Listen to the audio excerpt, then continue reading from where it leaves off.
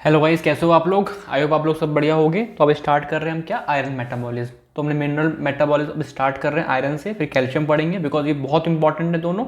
उसके बाद हम पढ़ लेंगे थोड़ा कॉपर, जिंक, फॉस्फोरस, है ना, जो कि थोड़े उससे कम इंपॉर्टेंट है, बट हाँ इंपॉर्टेंट तो सारे ही हैं कहीं ना कहीं। ठीक है, तो लॉन्ग क्वेश्चन बन सकता है यहाँ से, तो आराम से पढ़ना। ठीक है, बहुत सब कुछ आसान आसान सा है, मैं समझाऊंगा, आप समझ जाओगे, इतना ही है। ठीक है, चलो स्टार्ट करते हैं। तो आयरन मेटाबॉलिज्म में हम क्या क्या देखेंगे, वही सब कुछ देखेंगे कि आयरन बॉडी में कितना होता है। ठीक है ना, आयरन कहाँ कहाँ पर है, आयरन का एब्जॉर्प्शन कैसे होगा, आयरन का ट्रांसपोर्ट, स्टोरेज फॉर्म, अगर आयरन ज़्यादा हो गया बॉडी में तब क्या हुआ, कम हो गया तब क्या होगा, बस यही सब बातें करनी है। उसकी आरडीए है ना, कितनी अलाउंस है हमारी बॉडी में, डेली का इंटेक है ना, तो वो देखना है, सोर्सेज देखने हैं, बस छोटी मोटी बातें करनी है। ठीक है, चलो स्टार्ट करते हैं। तो ये क्या है, आपका एक ट्रेस एलिमेंट है, मोस्ट इसेंशियल। अब ये ट्रेस क्या होता है, जिसको हमारी रिक्वायरमेंट हमारी 100 मिलीग्राम से कम हो। डेली रिक्वायरमेंट ऐसे एलिमेंट जिनकी रिक्वायरमेंट डेली रिक्वायरमेंट 100 मिलीग्राम से कम होती है, उसे मैं ट्रेस एलिमेंट बोलता हूँ, है ना। माइक्रो एक होता है मैक्रो न्यूट्रिएंट, एक होता है माइक्रो, है ना, इस टाइप से। तो माइक्रो है ये, माइक्रो, मैक्रो नहीं है। ठीक है, तो 100 मिलीग्राम से कम, अभी हम देखेंगे, देखो इसकी रिक्वायरमेंट कितनी कम है, 100 मिलीग्राम से कम है, तो ये ट्रेस एलिमेंट है। ठीक है, हमारी बॉडी में पूरी बॉडी कंटेंट, आयरन कंटेंट कितना होता है, 3 से 5 ग्राम के आसपास, कितना कम है। एक इंसान 70 किलो का होता है, उस 5 ग्राम आयरन होता है बस। ठीक है, और उसमें भी 75% आयरन कहाँ पर है, हीमोग्लोबिन यानी कि ब्लड में, है ना, ब्लड में। और बचा हुआ 25% यार एंजाइम्स होते हैं, आपके लीवर में होगा, कुछ स्टोर फॉर्म में होगा, मसल्स में मायोग्लोबिन होता है, वहाँ प्रेजेंट होगा, बोन्स में प्रेजेंट होगा। चलो स्टार्ट करते, थोड़ा सा ना ब्रेक आ गया, बीच में कुछ आ गया था गेट पे। हाँ, तो मैं क्या बोल रहा हूँ आप लोगों से कि जो आपका आयरन है वो बॉडी में ज़्यादा नहीं है, कम ही है, ट्रेस अमाउंट में है, 3 से 5 ग्राम। और उसमें भी 75% कहाँ पर है गाइस, हीमोग्लोबिन में। और बचा हुआ लीवर में, मसल्स में, बोन्स में, हर एक सेल्स में प्रेजेंट होता है ना। इंजाइम बहुत सारे होते हैं जिसमें आयरन कंटेनिंग एंजाइम्स होते हैं। ठीक है, एग्जाम्पल बताऊंगा, जैसे कि कैटेलेज, परऑक्सीडेज, है ना, जेंथिन ऑक्सीडेज। तो इनमें से कुछ नाम आप देख चुके होंगे, कुछ अब आगे चल के देखोगे। ठीक है, हीमोग्लोबिन में प्रेजेंट है बहुत सारा, मायोग्लोबिन मसल्स में, साइटोक्रोम बहुत इंपॉर्टेंट है यार, है ना, डिटॉक्सिफिकेशन वगैरह में हेल्प करेगा। और ये फेरेटिन और हीमोसेड्रिन क्या है अभी देख लेंगे, स्टोरेज फॉर्म होती है। चलो, मतलब कहीं ना कहीं आपके यहाँ पे प्रेजेंट है क्या, आयरन। ठीक है, सारे सेल्स में होता है, ये इंपॉर्टेंट है, हर एक सेल, हमारी बॉडी के हर एक सेल के अंदर आयरन मिलेगा हमको। ठीक है, चलो सोर्सेज क्या है आपके यार, हरी भरी सब्जी खाओ, ग्रीन लीफी वेजिटेबल्स, पल्सेस खाओ, है ना, cereals, liver, meat and jaggery, है ना। ये क्या होता है, गुड़ यार, गुड़, है ना, गुड़। ठीक है, और आरडीए कितना होता है, मेल में कम है इस बार, फीमेल ज़्यादा है। जनरली क्या देखा था हमने, सारे विटामिन पढ़े जब, फीमेल्स में थोड़ी रिक्वायरमेंट कम होती है, बट आयरन की ज़्यादा होती है, बिकॉज एक फिजियोलॉजिकल फिनोमिना होता है मेंस्ट्रुअल साइकिल, तो वहाँ पे ब्लड लॉस होता है, तो इसलिए फीमेल में इनटेक थोड़ा ज़्यादा होता है आयरन का, डेली रिक्वायरमेंट, है ना। तो फीमेल 20 मिलीग्राम, अगर वो फीमेल प्रेगनेंसी या लैक्टेशन के पीरियड में है तो थोड़ा और बढ़ा देंगे इसको, 40 मिलीग्राम। ठीक है, मेल में 10 मिलीग्राम। ये 100 मिलीग्राम से कम है, ज़्यादा है, आप बोलोगे कम है, तो इसलिए क्या है, एक माइक्रो एलिमेंट बोल सकते हैं। ठीक है ना, ट्रेस एलिमेंट है एक। क्या फंक्शन है, अरे फंक्शन तो कुछ भी नहीं है। आप देखो, अब देखो हीमोग्लोबिन में क्या प्रेजेंट है, आयरन प्रेजेंट है। तो हीमोग्लोबिन क्या काम करता है, ऑक्सीजन का ट्रांसपोर्ट करता है, थोड़ा बहुत CO2 का ट्रांसपोर्ट करता है। ठीक है, ऐसे ही मायोग्लोबिन कहाँ प्रेजेंट होता है, मसल्स में। तो मसल्स में जो ऑक्सीजन ट्रांसपोर्ट होती है वो कौन करता है, मायोग्लोबिन, है ना। ऐसे ही आपका साइटोक्रोम होता है आपके डिटॉक्सिफिकेशन, अभी आपने नहीं पढ़ा होगा ये। ठीक है, बट एक डिटॉक्सिफिकेशन क्या होता है, मेरी बॉडी में कोई चीज़ है मोर टॉक्सिक, उसे लेस टॉक्सिक बनाना है, जिससे कि मैं उसको बाहर निकाल सकूं, तो उसमें ये हेल्प करते हैं, है ना। साइटोक्रोम P450, है ना। अभी सुनोगे आगे चल के, बहुत सारे एंजाइम्स हैं, चलो देखते हैं एक बार चल के। तो पहला काम क्या है guys, transport of oxygen, because of haemoglobin में आयरन है ना। मायोग्लोबिन कहाँ प्रेजेंट है, मसल्स में, तो वहाँ पे इंपॉर्टेंट है। डिटॉक्सिफिकेशन, है ना, कोई चीज़ को टॉक्सिक से लेस टॉक्सिक बनाना है, तो आयरन की इंपॉर्टेंस है। ठीक है, इलेक्ट्रॉन ट्रांसपोर्ट चेन में आप कॉम्प्लेक्स देखे होंगे आपने, वहाँ पे आयरन था कि नहीं था, FeS की फॉर्म में, FeS की फॉर्म में। ठीक है, और आपका एक होता है लाइजोजोम, लाइजोजोम होता है। ठीक है, लाइजोजोम्स होते हैं, उसके अंदर एक एंजाइम होता है पर ऑक्सीडेज। क्या एंजाइम होता है, पर ऑक्सीडेज। ठीक है, जो कि इंपॉर्टेंट है किसके लिए, फैगोसाइटोसिस। आपने पढ़ा होगा लाइजोम किसी भी चीज़ को खा लेता है ना। आपने ये भी सुना होगा क्या बोलते हैं उसको, सुसाइडल बैग, कि पूरा सेल को भी ख़त्म कर सकता है, ठीक है। तो वो क्यों कर रहा है? बिकॉज ऑफ परऑक्सीडेज, और परऑक्सीडेज के अंदर क्या होता है? आयरन होता है, तो आयरन का ये भी काम हो गया, है ना। एक होता है ज़ैंथिन ऑक्सीडेज, एंजाइम है, इसके अंदर आयरन होता है, ये काम करता है प्यूरिन को तोड़ने में, अभी पढ़ेंगे हम आगे, है ना, न्यूक्लियोटाइड केमिस्ट्री मेटाबॉलिज्म में, ठीक है। तो कुछ फंक्शन थे, कुछ भी नहीं है, जहाँ जहाँ पे आयरन है उस चीज़ का क्या काम है? वही आयरन का काम है ना। चलो, अब एब्जॉर्प्शन, ट्रांसपोर्टेशन, स्टोरेज काफ़ी इंपॉर्टेंट है, समझना ध्यान से, ठीक है। चलो, अब ये क्या है? मान लो ये आपने कुछ खाना खाया, फूड से Fe किस फॉर्म में आया? Fe+3, है ना, Fe+3 फेरिक फॉर्म में आया, ठीक है, Fe+3। बट Fe+3 आपका एब्जॉर्ब नहीं हो सकता है। मैं कहाँ बात कर रहा हूँ? मैं बात कर रहा हूँ ड्यूडेनम में। तो आपको जो आयरन क्या बोल सकते हैं, तो स्पेलिंग चलो कोई बात नहीं, हाँ, जो आपका आयरन एब्जॉर्ब होता है वो ड्यूडेनम में होता है, अपर स्मॉल इंटेस्टाइन में, ठीक है। चलो, अब मैंने क्या बोला आपसे, ये क्या है? आपने खाना खाया, Fe+3 की फॉर्म में आपको आयरन मिला खाने में से, तो जो आपके विटामिन सी होंगे, है ना, आपका HCl होगा, विटामिन सी होगा, आपका ग्लूटाथायोन में होता है सिस्टीन, है ना, ये सब क्या करेंगे? इसको क्या करेंगे? Fe+3 से Fe+2, है ना, इसको रिड्यूस करेंगे, Fe+2 में ले आएंगे इसको, Fe+2 में ले आएंगे इसको, ठीक है। अब Fe+2 आपका एब्जॉर्ब हो सकता है ना। एक यहाँ पे ट्रांसपोर्ट हुआ, डाई वैलेंट मेटल ट्रांसपोर्टर 1, इतना इंपॉर्टेंट नहीं, ठीक है। ये कहाँ पर आ गया? वहाँ पे प्रेजेंट आपकी जो इंटेस्टाइन की जो लेयर है वहाँ प्रेजेंट होंगे म्यूकोजल सेल्स, है ना, उसके अंदर आ गया, एब्जॉर्ब हो गया। तो पहली बात, एब्जॉर्ब किस फॉर्म में हुआ? Fe+2 में।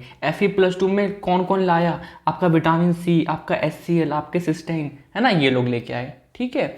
अब आते हैं यहाँ पे क्या, ये कहाँ पर आ गया? आपके आ गया म्यूकोजल सेल में, है ना। मान लो अगर ये आपकी एक इंटेस्टाइन है ना, ड्यूडेनम है ये, ठीक है, तो यहाँ पे था पहले, अब इसमें यहाँ पे सेल्स होंगे, तो इन सेल्स के अंदर आ गया, ठीक है।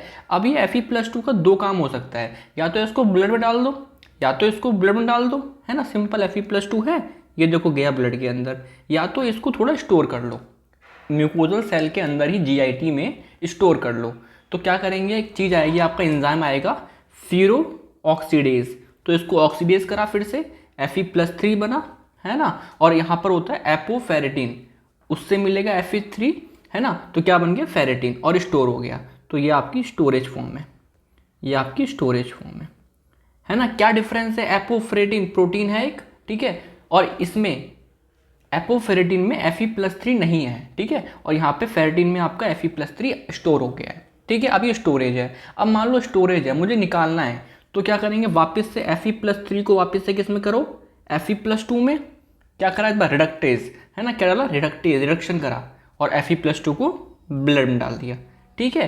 तो आपकी ये तरीका है कि मैं समझ गया कि इंटेस्टाइन की जो म्यूकोजल सेल्स है वहाँ पे मेरा स्टोर हो सकता है, क्या क्या स्टोर हो सकता है? आयरन, आयरन स्टोर हो सकता है, और ज़रूरत पड़ने पे देखो मैंने इसको ब्लड में निकाल भी लिया, मैंने निकाल भी लिया। समझ में आ रहा है क्या? चलो, अब क्या हुआ? Fe+2 कहाँ आ चुका है? प्लाज्मा में आ चुका है ना, ब्लड का प्लाज्मा होता है उसमें आ चुका है। अब Fe+2 को वापस से किस में करेंगे? Fe+3 में करेंगे। यानी आप समझो Fe+2 जहाँ जहाँ पे कुछ मेम्ब्रेन क्रॉस करनी है, ट्रांसपोर्ट करना है, वहाँ पे Fe+2 की फॉर्म में एब्जॉर्ब हो रहा है ना, एब्जॉर्ब हो रहा है, ठीक है। अब सीरोप्लाज्मिन ने क्या किया? इसको Fe+2 को Fe+3 में करा, ठीक है, और आपके यहाँ पे जैसे एपोट्रांसफेरिन होगा उसमें Fe3 जाएगा, Fe+3 जाएगा, क्या बन जाएगा? ट्रांसफेरिन। तो ये क्या है गाइस आपका? ये आपकी ट्रांसपोर्ट फॉर्म है, आयरन की ट्रांसपोर्ट इस फॉर्म में होगा, किसमें? ट्रांसफेरिन फॉर्म में, ठीक है, ट्रांसफेरिन फॉर्म में, Fe+3 की फॉर्म में। समझ में आ रहा है क्या? ठीक है।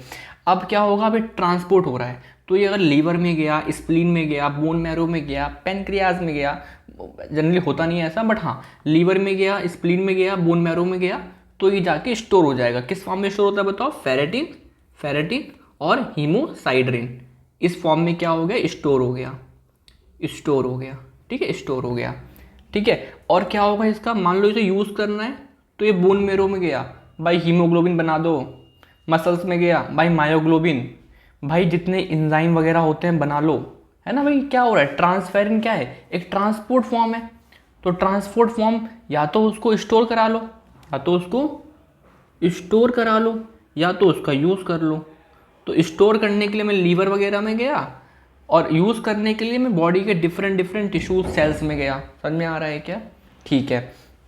अब यहाँ पे एक चीज़ और होती है, ये जो ट्रांसपोर्टर था म्यूकोजल सेल्स ऑफ जीआईटी में एक ट्रांसपोर्टर था, उसे बोलते हैं फेरोप्रोटीन। प्रोटीन है ना, फेरोप्रोटीन। ठीक है, तो ये ट्रांसपोर्टर है और इसको कौन रोकता है? हेपेसिडिन। तो मतलब ये कितना एब्जॉर्ब होगा? रेगुलेट, मतलब अगर मैं बोलूँ रेगुलेट कौन कर रहा है, रेगुलेट कौन कर रहा है आयरन का एब्जॉर्प्शन ब्लड के अंदर, तो आप बोलोगे हेपेसिडिन। ज़्यादा आयरन एब्जॉर्ब हो रहा है, हमें कम करना है, हेपेसिडिन इस ट्रांसपोर्टर को रोक देगा, है ना। तो ये हेपेसिडिन इसको रेगुलेट कर रहा है कितना आयरन प्लाज्मा में आएगा, मतलब कितना आयरन इसको क्रॉस करेगा ऐसे। ठीक है, तो मैंने छोटे फॉर्म में लिखा है, आपको नोट्स मिलेंगे वहाँ मैं प्रॉपर थ्योरी की फॉर्म में लिख दूंगा, क्योंकि लेक्चर है मुझे पढ़ाना है। सिंपल में एक सिंपल लिख के ले आऊँ तो वो चीज़ सही नहीं है। ठीक है, समझ में आ रहा है क्या? कोई भी डाउट हो मुझे बताना। ठीक है, थोड़ा बड़ा विटामिन, थोड़ा बड़ा मिनरल है एक तरीके से ये। ठीक है, उसके बाद छोटे छोटे से मिनरल है सारे, एक कैल्शियम बड़ा होगा बाकी कुछ नहीं। हाँ, अब मैं बोल सकता हूँ यहाँ पे क्या है, आपके कौन से फैक्टर आपके इंक्रीज कर सकते हैं आयरन का मेटाबॉलिज्म के एब्जॉर्प्शन को, है ना। तो कौन कर सकते हैं? Vitamin C, gastric acid, cysteine. यार ये तो दिख ही रहा है ना यार, देखो ये लोग क्या कर रहे हैं, एब्जॉर्प्शन को बढ़ा रहे हैं। क्यों? Fe+3 में से क्यों कर रहे हैं? Fe+2 में कर रहे हैं, है ना, Fe+2 में कर रहे हैं। ठीक है, और मान लो बॉडी के अंदर आयरन डिफिशियंसी स्टेट है, बॉडी को आयरन चाहिए, तो उस केस में एब्जॉर्प्शन बढ़ जाता है। बॉडी का मैकेनिज्म है कि अगर डिफिशियंसी है आयरन की बॉडी के अंदर तो भैया एब्जॉर्प्शन बढ़ा लो, क्योंकि उस डिफिशियंसी को खड़ी करना है, तो 2 से 10 गुना टाइम्स बढ़ जाता है एब्जॉर्प्शन। ठीक है, तो ये कुछ रीज़न थे आपके जिसमें आपका बढ़ जाता है। ठीक है, क्या? आयरन का एब्जॉर्प्शन। और कम कब हो जाता है? एक क्लोरोहाइड्रिया, मतलब कि HCl कम है। भाई देखो यार, HCl क्या करता है? HCl आपका Fe+3 में से Fe+2 में कन्वर्ट करा रहा है। ठीक है, अब HCl कम बन रहा है बॉडी के अंदर, पेट के अंदर, तो ये गलत है ना, तो आपका एब्जॉर्प्शन डिक्रीज हो जाएगा। कुछ जीआईटी में प्रॉब्लम है ना, जो आपने खाना खाया उसमें फाइलेट, ऑक्जेलेट, है ना, फॉस्फेट चीज़ें जो कि एब्जॉर्प्शन को कम कर रही हैं। ठीक है, तो ये कुछ चीज़ें थी जो एब्जॉर्प्शन को बढ़ा रही हैं और ये कम कर रही हैं। ठीक है, अब ये निकलेगा कैसे? आयरन आपका बोला जाता है एक वन वे एलिमेंट है, मतलब कि इसका एब्जॉर्प्शन कहाँ हो रहा था? आप बोलोगे इंटेस्टाइन में। ठीक है, तो एक्सक्रीशन कहाँ होगा? मेनली कहाँ होगा? इंटेस्टाइन में। जहाँ से आया वहीं से जा रहा है, एक ही रास्ता है, इसलिए इसको बोलते हैं वन वे एलिमेंट। ठीक है, और जैसे कि यार इंसान के लिए क्या होता है ना, कि वो बोलते हैं कि डायमंड और आपका गोल्ड इंसान के लिए बहुत ज़रूरी होता है, मतलब उसको एकदम इंसान बहुत ज़्यादा चाहता है ना। ऐसी हमारी बॉडी के लिए आयरन होता है कि यार उसको वो यूटिलाइज करता है, रीयूटिलाइज करता है अगेन एंड अगेन। वो बहुत ही कम एक्सक्रीट करता है।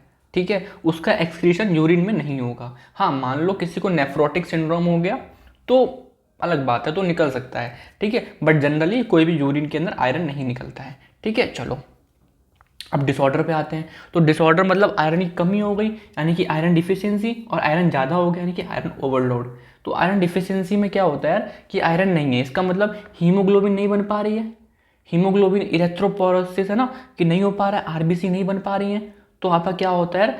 Iron deficiency anaemia. हीमोग्लोबिन में आयरन होता है कि नहीं होता है? होता है, तो ऑब्वियस सी बात है हीमोग्लोबिन नहीं बनेगा, इरेथ्रोपोरोसिस ढंग से नहीं हो पाएगी। ठीक है, तो ऐसा क्यों हो पा रहा है? हमने कम खाया भाई, डिक्रीज अपटेक, हम पिज्ज़ा बर्गर में लगे रह गए, हमने नहीं खाया आयरन। ठीक है, इम्पेयर्ड एब्जॉर्प्शन, ढंग से एब्जॉर्ब नहीं हो पा रहा है, कोई जीआईटी प्रॉब्लम, या फिर बहुत लंबे समय तक क्रोनिक ब्लड लॉस हो गया, है ना, हीमोरॉइड्स वगैरह कुछ भी हो गया, या फिर बॉडी की डिमांड बढ़ गई, तो उस वजह से आयरन कम हो जाता है बॉडी के अंदर, है ना, बॉडी के अंदर कम हो जाता है। तो हमें क्या देखने को मिलता है? Microcytic hypochromic. हाइपोक्रोमिक क्यों यार? हाइपोक्रोमिक क्यों? आपको सोचो, कलर कम, बिकॉज यार हीमोग्लोबिन रेड कलर की है, because of what? Because of iron. Iron ही कम है तो कलर कम बनेगी, और साइज भी उसका छोटा होगा थोड़ा सा, है ना, साइज थोड़ा छोटा इस तरीके से, है ना। माइक्रोसिटिक क्यों? क्योंकि यार एक ज़्यादा सेल डिवीजन करना पड़ता है, तो वो सेल छोटा हो जाता है ना, आयरन कम होता है, तो हीमोग्लोबिन की कंसनट्रेशन थोड़ी सी बढ़ाने के लिए वो सेल ज़्यादा डिवाइड करता है। ठीक है, मान लो यार इतना एक सेल है, उसमें इतना हीमोग्लोबिन है, तो कम कंसनट्रेशन है, तो इसी हीमोग्लोबिन को मैंने इस सेल ने डिवाइड कर लिया। अब क्या होगा? थोड़ी सी कंसनट्रेशन बढ़ जाएगी इसके अंदर, है ना, तो मतलब सिंपल सी बात है, माइक्रोसिटिक और हाइपोक्रोमिक अनीमिया देखने को मिलेगा उस व्यक्ति के अंदर यार। वीकनेस, फेटिक, डिजीनेस, यार हीमोग्लोबिन कम है, हीमोग्लोबिन कम है तो यार ऑक्सीजन की सप्लाई वगैरह ढंग से नहीं हो पाएगी, तो यार समझो ढंग से एनर्जी नहीं बन पा रही है, तो वीकनेस तो आएगी। ट्रीटमेंट क्या कर सकते हैं, ओरल थेरेपी दे दो 100 से 200 मिलीग्राम पर डे। ये आपका आरडीए नहीं है, कोई दिक्कत हो गई तब, ठीक है, तो ऐसा दे रहे हैं। डाइटरी आयरन को बढ़ा दो, है ना। जो भी कॉज है, क्या पता कुछ और, मान लो लॉस हो रहा है, ब्लड लॉस हो रहा है, हीमोरॉइड्स है, तो हीमोरॉइड को ठीक करो, ये अपने आप ठीक हो जाएगा। तो अंडरलाइन कॉज को ठीक करो, और बहुत सीवियर है तो इंटरवर्सली मतलब कि इंजेक्शन दे दो, ठीक है ना, मतलब सिंपल सा इंजेक्शन दे दो। चलो अब आ जाओ आयरन ओवरलोड, आयरन ज़्यादा हो गया। तो आयरन ज़्यादा हो गया यानी कि आपका आयरन स्टोर किस फॉर्म में होता है, आप बोलोगे फेरेटिन, लेकिन आयरन जब बहुत ज़्यादा होता है तो किस फॉर्म में होता है स्टोर, हीमोसिड्रिन, है ना, हीमोसिड्रिन। तो हीमोसिड्रिन की फॉर्म बढ़ जाएगी लीवर के अंदर, ठीक है। ये आपका स्टार्टिंग फेज होता है, starting stage of iron overload, ठीक है। अब एक आता है हीमोक्रोमेटोसिस, प्राइमरी होता है, सेकेंडरी होता है। प्राइमरी मतलब जेनेटिक बेसिस, पेरेंट्स से आया है, ठीक है, और सेकेंडरी मतलब एक्वायर्ड, ठीक है। इसमें क्या होता है, आपका जो आयरन डिपॉजिट है वो आपका स्किन के अंदर, लीवर, इतना बढ़ जाता है आयरन, तो स्किन के अंदर, लीवर के अंदर, पेनक्रियास के अंदर, है ना, आपके जॉइंट्स के अंदर, आपके हार्ट के अंदर, ठीक है, स्टोर होने लगता है। अगर जॉइंट्स में होगा तो क्या बोलोगे, आर्थराइटिस देखने को मिलेंगी। हार्ट में हो गया तो यार आपका हार्ट फेलियर, एरिथमिया, है ना, तो ये सब का देखने को मिलेगा आपको, ठीक है। अब जैसे स्किन में होता है आपका आयरन डिपॉजिट, तो स्किन का पिगमेंटेशन चेंज हो जाता है, कुछ पिगमेंट आ जाता है ब्रॉन्ज कलर का, ठीक है, एक बात ध्यान रखना। और लीवर के अंदर आयरन बढ़ रहा है, तो लीवर का आयरन बढ़ रहा है, एक्सेसिव आयरन बढ़ रहा है, ठीक है। तो यहाँ पे क्या होगा, सिरोसिस, लीवर एकदम डैमेज होना शुरू हो जाएगा। आपका पेंक्रियाज क्या होता है, आपको पेंक्रियाज में आयरन स्टोर हो रहा है, तो यार आयरन स्टोर हो रहा है तो वहाँ पे समझ रहे हो, जो काम करता है पेंक्रियाज, ग्लूकोज, इंसुलिन वगैरह बनाता है, वहाँ पे फाइब्रोटिक चेंजेज आने लगेंगे, डैमेज होने लगेगा वो सेल्स वगैरह, अल्फा सेल, बीटा सेल्स, है ना। तो वहाँ पे क्या होगा, ग्लूकोज का टॉलरेंस ढंग से वो कर नहीं पाएंगे। तो आपको लग रहा है यहाँ से देखने से कि यार ग्लूकोज ढंग से टॉलरेट नहीं हो पा रहा, डायबिटीज़, है ना, इसे क्या बोलते हैं, डायबिटीज़। और यहाँ पे ब्रॉन्ज कलर की स्किन आ रही तो बोलते हैं उसको ब्रॉन्ज डायबिटीज़। रीज़न क्या है, ब्रॉन्ज डायबिटीज़ भी देखने को मिलती है। तो बहुत सारे छोटे छोटे कॉन्सेप्ट थे इसके अंदर, आराम से समझना।